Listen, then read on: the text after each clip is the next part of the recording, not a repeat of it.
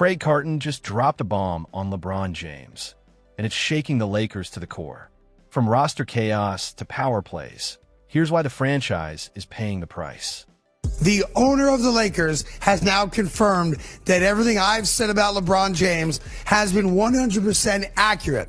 And all those people in the media that are being paid under the table by Clutch Sports, and I know who they are, every one of them now is going to have to do some major damage control, because this isn't like me saying it or a colleague of theirs saying it or anonymous whispers out there. This comes directly from the woman who wrote the paycheck to LeBron James and every other member of the LA Lakers. Craig Carton finally voiced what many have been quietly thinking for years, and the reaction says it all. The pushback wasn't about facts or accuracy. It was about discomfort. When these conversations come from random fans or analysts, they're easy to dismiss. But when a national media figure speaks up, directly addressing comments tied to Lakers ownership, it lands in a whole different way. LeBron James has now been proven to be a selfish, narcissistic, ungrateful, average person on a basketball court since he got to LA. So let me ask you this. When the criticism comes from inside the Lakers organization itself, can we still brush it off as just LeBron haters? Drop your thoughts in the comments. All right. Ginny Buss grumbled to her board of directors that she thought LeBron James' ego was completely out of control from the day he became a Laker. Ginny Buss was upset that the Lakers as a franchise allowed Clutch Sports to exert the level of control they exerted over roster moves. This situation matters because it didn't start with Craig Carton or social media. It started inside the Lakers organization, from the woman who signed the checks. Once those reported comments surfaced, the criticisms that were once dismissed as hate suddenly lined up perfectly with reality. That's why the media is nervous. This time, the smoke didn't come from the street, it came from the house. Number 3, she hated the fact that LeBron allowed the local media, or convinced the local media and the national media, to view him as a savior to the Laker franchise. Number 4, she hated LeBron's lack of accountability for forcing the Lakers to get rid of Russell Westbrook. All right, he had denied any involvement in that whatsoever, and he's the reason behind Westbrook being traded. She privately mused about not giving him a contract extension this last time and trading him to get rid of the pain in the ass that he has been since he got to LA. She always felt, number 6, that LeBron James was not grateful that the Lakers drafted Bronny for him. All right? And the final one I have here, she begrudgingly gave him the last contract extension out of fear that if she didn't, she would have to absolve and take, on a personal level, a bad PR hit. Craig Carton wasted no time. He made it clear that everything he's been saying about LeBron James for years has now been validated. Not by rivals, not by anonymous executives, but by Jeannie Buss herself, or at least according to the people she chose to speak to. That alone changes the conversation. It's no longer just about opinions. It's about patterns that finally have confirmation. According to those reports, Jeannie Buss believed LeBron's ego was out of control from the moment he arrived in Los Angeles. That should stop everyone in their tracks. This isn't Cleveland desperate for relevance.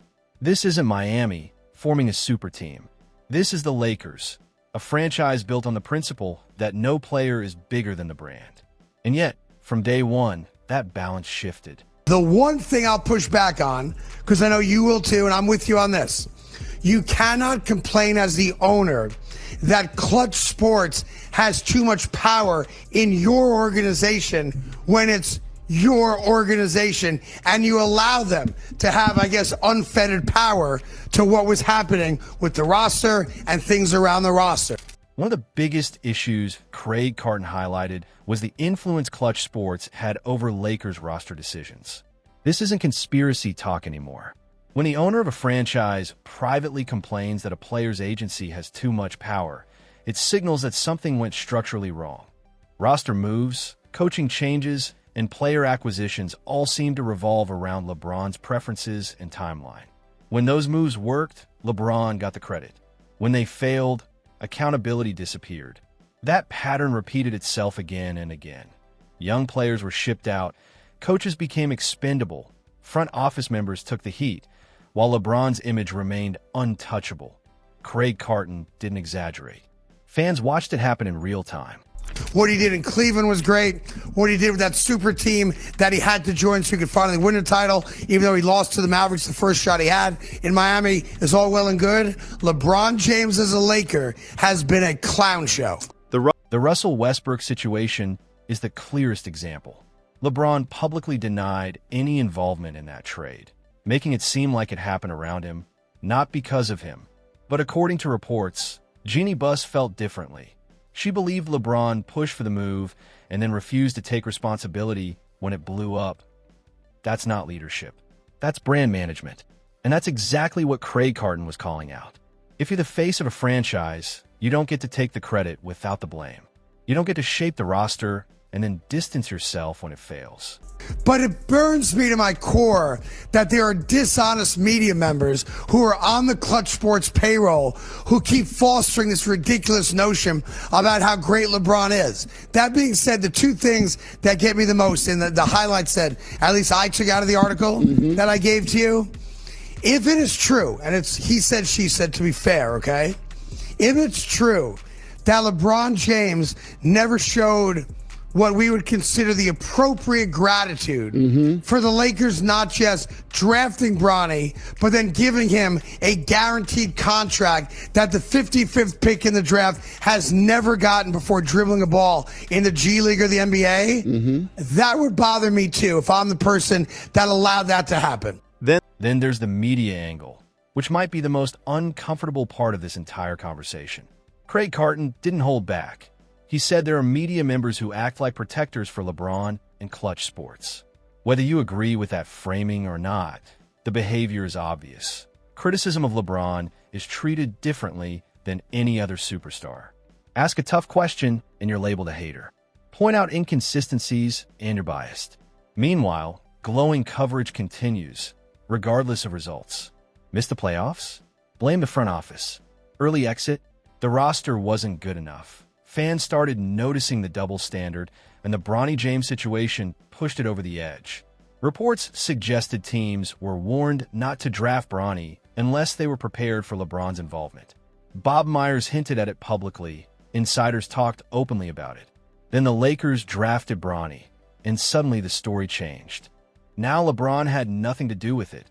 It was organic. Questioning it? You're a villain. That's narrative control in real time. According to Craig Carton, Jeannie Buss wasn't happy about how it played out, especially if LeBron wasn't even grateful. Think about that. A 55th pick, a guaranteed contract, a historic father-son moment. Something no franchise had ever done before. And yet, reports suggest there was dissatisfaction that if you're the owner of a team, watching your organization bend over backwards only to be met with entitlement, frustration is inevitable. Craig Carton made a point many ignore. If Jeannie Buss felt this way for years, she should have let LeBron walk. You don't get to complain about Clutch Sports having power if you allow them to have it. You don't get to blame LeBron for control if you refuse to set boundaries. Ownership deserves criticism too. Jeannie Buss allowed this environment to exist. She let fear of bad PR dictate decisions.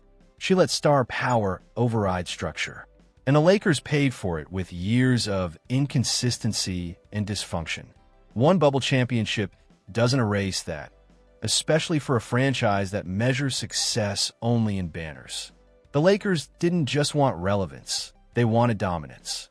Instead, they got drama, turnover, and excuses. What makes this conversation different is that it forces people to separate LeBron the player from LeBron the presence. On the court, even at his age, he's productive. Nobody denies that. But off the court, the power plays, narrative shaping, and lack of accountability are finally being discussed. And the reason it feels different now, it's not coming from fans, it's coming from inside the organization. Even if Jeannie Buss didn't say these things publicly, the fact that they exist changes how people view LeBron's tenure in Los Angeles. The media response has been predictable. Deflect, minimize, move on. Nobody wants to engage fully because it threatens 2 decades of LeBron coverage. If Jeannie Buss was weak, that doesn't absolve LeBron. Two things can be true at once. A weak owner can allow a star to overstep. That's not a hostile takeover. It's exploitation of a vacuum. Carton was right to point that out. Wherever LeBron goes, the same patterns follow: media attention, narrative control, power struggles. That doesn't make him evil. It makes him a brand-first athlete.